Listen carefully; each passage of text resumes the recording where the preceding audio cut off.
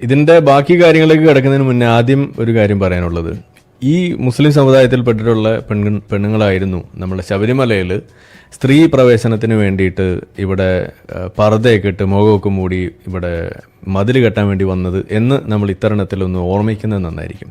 അപ്പോൾ ഒന്ന് ആലോചിച്ച് നോക്കുക, അതായത് എന്തായിരുന്നു അന്നത്തെ ഹിന്ദു സമൂഹത്തിൻ്റെ ആ വിഷയത്തിലുള്ള നിലപാട്? ഇത് ഞങ്ങളുടെ ആചാരത്തിന് വിരുദ്ധമാണ്, ഞങ്ങൾക്ക് ഞങ്ങളുടേതായിട്ടുള്ള ഒരു രീതിയുണ്ട്.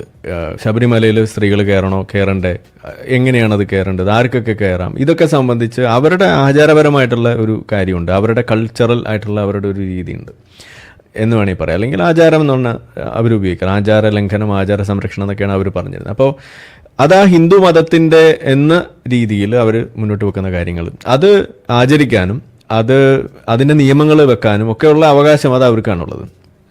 ഏതുപോലെ എന്ന് ചോദിച്ചു കഴിഞ്ഞാൽ, എങ്ങനെയാണോ ഇസ്ലാമിൻ്റെ അവകാശങ്ങൾ, ഇസ്ലാമിൻ്റെ ആചാരാനുഷ്ഠാനങ്ങൾ സംബന്ധിച്ചുള്ള നിയമങ്ങൾ ഉണ്ടാക്കാനും അത് പരിഷ്കരിക്കാനുള്ള അവകാശം എങ്ങനെയാണോ ഇവിടുത്തെ സ്റ്റേറ്റിനോ അല്ലെങ്കിൽ മറ്റുള്ള ഏതെങ്കിലും മതവിഭാഗങ്ങൾക്കോ ഇല്ലാത്തത്, അതെങ്ങനെയാണോ മുസ്ലിങ്ങൾക്ക് മാത്രമായിട്ടുള്ളത് എന്നതുപോലെ തന്നെയുള്ളതാണ് ഈ പറയുന്ന ഹിന്ദുക്കളുടെ ഈ ഒരു അവകാശം എന്ന് പറയുന്നത്.